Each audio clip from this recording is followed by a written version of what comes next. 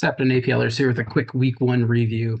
It's probably not a lot new to cover. Everybody's probably looked at the scores. We'll just try to highlight a few things that happened and talk about some of the transactions from tonight. So we'll get started with the first matchup, which was Corey and Greg. So Greg has declared that he has the worst roster in the league after his 626-point performance in week one. Loses to Corey. Corey puts up 912 with the guys there. So Greg also asked, was this the worst performance in week one history in APL? And there's good news. It is not the worst. It's the fourth worst, not the worst ever. There were three people that had worse week ones than this. So pretty positive on that side. Other than James Conner, just a lot of bummer results here for Greg. So James Conner was involved quite a bit, looked really good, running and passing in the run game and the pass game. From there's not a lot. So Trevor Lawrence didn't throw the ball a ton because they were ahead like pretty much the whole game right until the end. Jonathan Taylor, I'm not really sure what. I didn't watch the Colts side of the ball that much to see why he only got 68 points. Puka's hurt. Ayuk looked like he hasn't practiced in a really long time. Curtis Samuel still probably coming back from being injured a little bit. Didn't seem like he was used the most in that game. Mark Andrews was double covered. That's what it sounds like for the majority of the game. So Isaiah likely went nuts. And then Zerline kicked one extra point. The defensive guys were pretty good, but overall, just kind of a bummer week one. Doesn't get you too pumped up about your team. Looking at some of the depth, the running backs in Greg's squad look decent. Jerome Ford got a ton of carries. Not a ton of carries. He got a lot of touches. The Cleveland offense overall might be concerning because Deshaun Watson can't really throw a football. He's the quarterback. That's bad if they can't do that. Zach Moss was the clear lead back for Cincinnati. They had a really rough week, but he still had 83 points, and they looked like a train wreck. Zamir White may be in a timeshare with Madison. On the wide receiver side, Odunze is hurt now week to week, and Cortland Sutton is on run receiver for the Broncos, whatever that's worth. So Greg made some wholesale roster changes tonight, which we'll highlight in a little bit. So on the Corey side of the ball, the big guys that I talked about in the weekly preview, pretty much the story. Mahomes, Jacobs, and AJ Brown have nice games, and that's enough to carry him to the victory with the rest of the guys in the squad. So Eckler was the clear passing down back. He had 4 catches for 52 yards and just a couple carries, so that's 66 points. Maybe the upside there because Brian Robinson was the man. He's the first runner. He's the running back one for that squad for sure. DJ Moore had 55 points, which seems pretty good when I think the Bears passed for less than 100 yards, but he still had 55 points. So you got to hope there's some better days there. Amari Cooper might be concerning, as I talked about. Deshaun Watson can't really throw more than like 5 or 10 yards downfield, so it could be worrisome. But could have looked fun. And that's Anthony Richardson on Corey's bench looked pretty good. He completed 9 whole passes. He had 2 bombs for touchdowns. He ran the ball well and scored 2. So 327 points at the backup QB spots, looking pretty good. Corey also added some running backs to the fleet tonight to fill in for the injured guys. McConkey looked pretty good, and we've moved on from Mike Williams. So Corey gets the win. I thought Corey would win by 114. Corey wins by 286. So we'll move on to the next matchup here, which is Ryan versus Solomon. So Josh Allen is the story here. He puts up 359 for Ryan and does everything. It took like the first quarter and a half off as the Bills really couldn't move the ball, and then he just went into superhero mode. Ran for 2 touchdowns, including one where he like jumped over the defender, and then 2 passing touchdowns. Just looked really good. He's just fun to watch. The Bucks took full advantage of the Commanders' poor defense, and Rachaad White was over 100 points. Godwin looked like his old self with 111. He's playing the Cooper Kupp role in the Bucks offense this year, which looked good. Jamar Chase was shut down for the most part by Christian Gonzalez, the Patriots top corner. When he was off of him, he got most of his yards. When he was on him, he was locked down. Some negatives on the Ryan side. Deontay Johnson, the Panthers are behind like the whole game and still only had 21 points, and then Ferguson got hurt, so he may be playing this week. That's what it sounds like. Wasn't an ACL tear or anything like that, but still a little bit concerning. So adds up to 951 points for Ryan. Solomon comes close, just 90 some points off of Ryan's total there. So Jordan Love leads the way. The running back, Solomon was correct in the Chargers backfield being, we trust in Harbaugh that the Chargers backfield is going to be really good. It was just Dobbins instead of Gus Edwards. So we'll see how long that lasts for. I'm sure Dobbins' paper mache knees will be shredded in like 3 or 4 weeks, but he looked pretty good this week. Singletary, he was fine, just didn't get a lot of yards for that offense against the Vikings defense. So maybe the Vikings defense is better than we think it was going to be, and there'll be better days for Singletary. The big receivers were a little disappointing. JJ didn't do too much for the Vikes because they were ahead the whole game. He did have a touchdown and a nice long pass. So to think that when the offense needs more, JJ will be there, and this will be one of the low points of the season. Probably the same for Garrett Wilson. I got off to a hot start, and then that was about it. Diggs looked good. He only had like 6 passes for like 33 yards, I think, with 2 touchdowns. Definitely trusted, ran all the routes. He was out like 90% route participation, so gotta feel pretty good about these 3 receivers going forward. Kelsey looked old. Maybe it was just week 1, and they'll figure out some stuff. Maybe they're resting him. We'll see. So 857 for Solomon. The big concern for Solomon going forward is a quarterback spot with Love out for 3 to 6 weeks, and then Rodgers and Bryce Young behind, not instilling a ton of confidence. Got to find a quarterback there. So I thought that Ryan would win this one by about 29 points. Ryan wins by 94. So move on to the next group, which is me against Jake. So Tyreek Hill does it. He pays off that number 2 draft capital with the big 80-yard touchdown from Tua. That probably is the difference in this one here. So overall, Jake gets solid efforts from Hurts, Pacheco, Kamara, and Tyreek to get to the 1,062 point mark here. I get very little from Dak because they didn't have to do anything because the Browns couldn't score any points.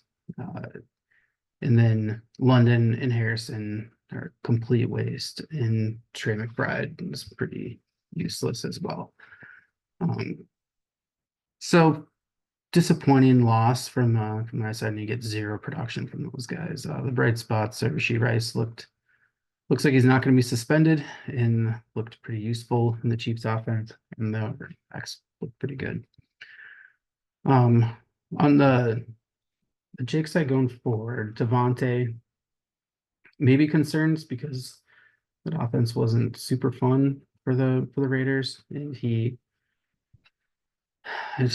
just might not be the consistent guy who's going to get you over 100 every week. Christian Kirk, it might just be the Jags didn't need to pass a lot, but he looked pretty solid when he was catching passes. There just weren't a whole lot. He only had the 1 catch for 30 yards, but maybe there'll be more coming. And Njoku is hurt, high ankle sprain. So Jake picked up I think Noah Gray, the Chiefs. So it's going to be Freiermuth season there for him.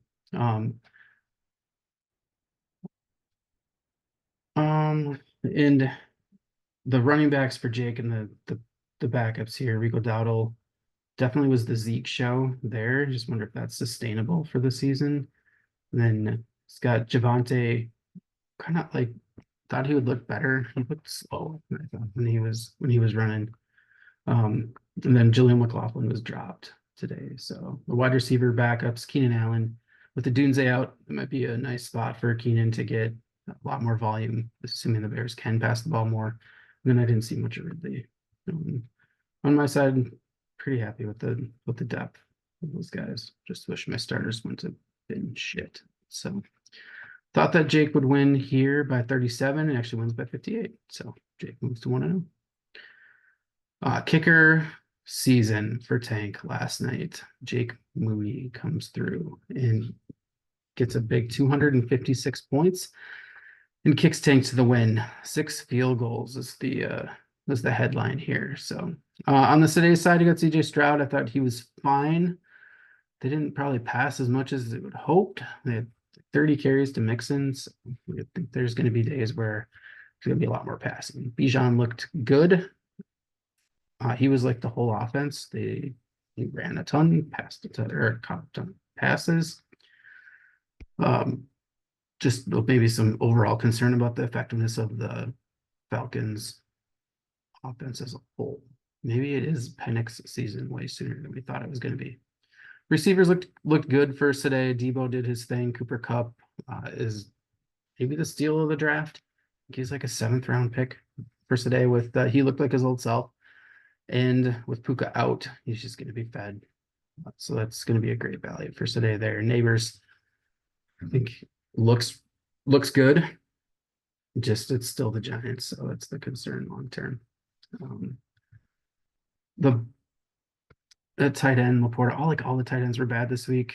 Laporta was the high scorer at tight end with 94 points. I feel like this is maybe a floor game for Laporta here. As Jameson Williams was the story for the Lions offense in the passing game, but I think that Laporta and Amon will have their days. Jameson won't, so I think Laporta will be just fine. On the Tank side of the ball, Tua did his thing. He's the high scoring quarterback for the week. Helps if you can throw 80-yard touchdowns to Tyreek, and then there's another long one to Waddle. I'm not sure how he didn't score me, but that is why you draft Tua, because he can do those things, and he did. Running backs were fine. Kyron had a tough matchup against the Lions. They don't really give up a lot of yards on the ground. They didn't to Kyron, but he had all the volume, which is good. James Cook, 106. He was involved in both the ground game and the air game, and he looked like himself. Looked good. CD probably had 91 points as a down week, but Dallas didn't need to pass the ball much at all. He did have 3 carries for 25 yards, which helps. Pittman may be concerning long term because Anthony Richardson completed 9 passes in like a whole game, not just like in the first half or like in the first maybe quarter. Like the whole game was 9 passes. But Pittman caught 4 of them, so that's like it's good. It's a good percentage of the total passes. Just need there to be some more.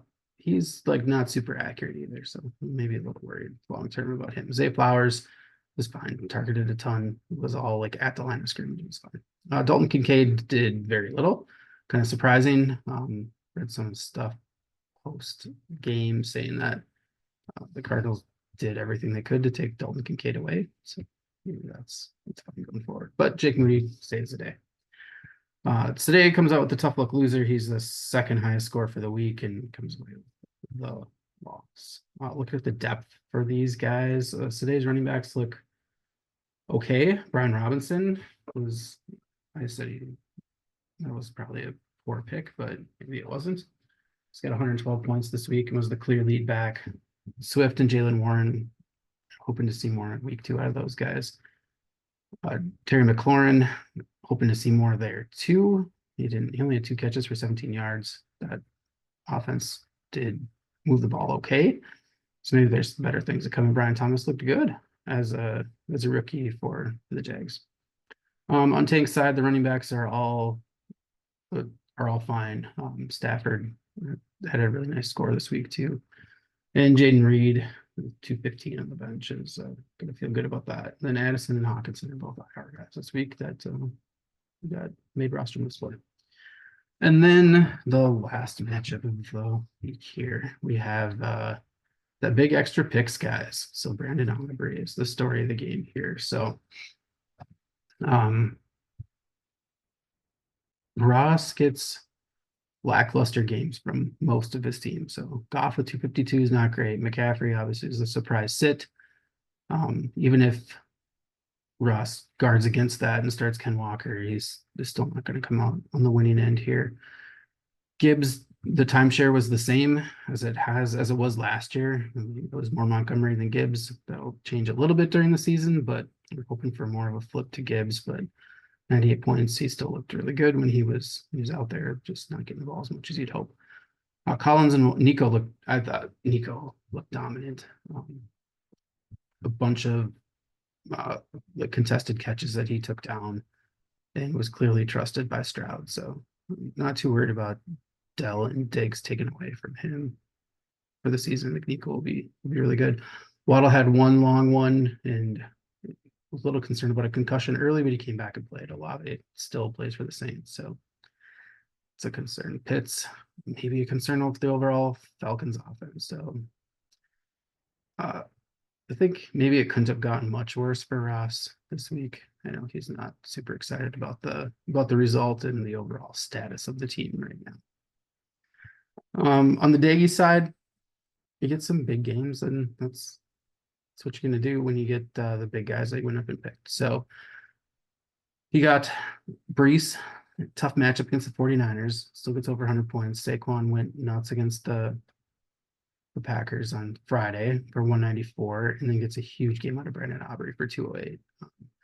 I would question a little bit the Ross draft strategy here too. He drafted all of his defenders and then took his kicker last instead of taking the best kicker in football first, is Brandon Aubrey. If you flip these scores and get to 100 points at kicker, Ross wins here too. So maybe if that's flipped, the score is flipped too.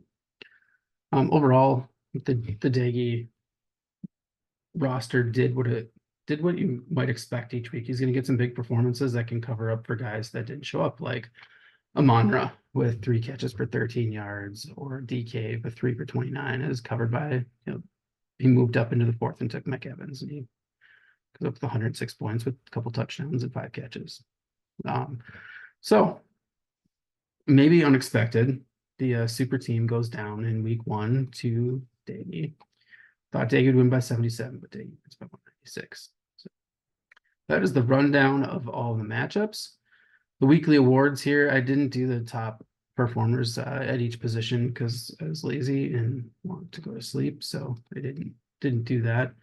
I think I've talked about them each so far here, but the top scorers were Tua at quarterback with 392, Mixon at running back with 201, Tyreek with 157, wide receiver, and Laporta at tight end with 95. The worst guys of the week were Trevor Lawrence at 202, McCaffrey with 0, Marvin Harrison Jr. with 5, and Evan Ingram with 11.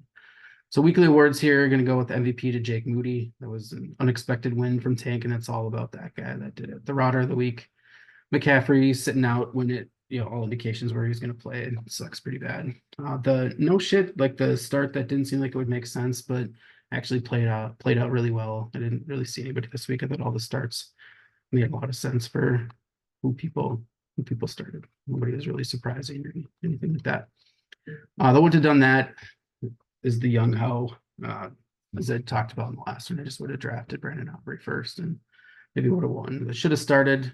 Jaden Reed's probably the winner here. 215 points on the bench is a tough one, and luckily it didn't matter. That would have been good at Shamrock. That's the highest score with a loss was today. He got the second highest score of the week and comes away with the loss. So tough luck there.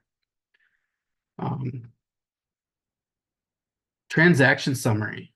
We had a lot of action tonight, so just in case everybody didn't catch it, thought I'd run through it here.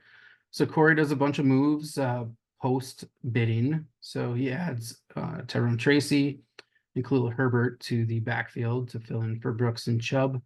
Adds Devondre Campbell at linebacker because in Kobe, I think it's in Kobe. I don't know how to say his name for sure, but Dean wasn't super great for the Eagles.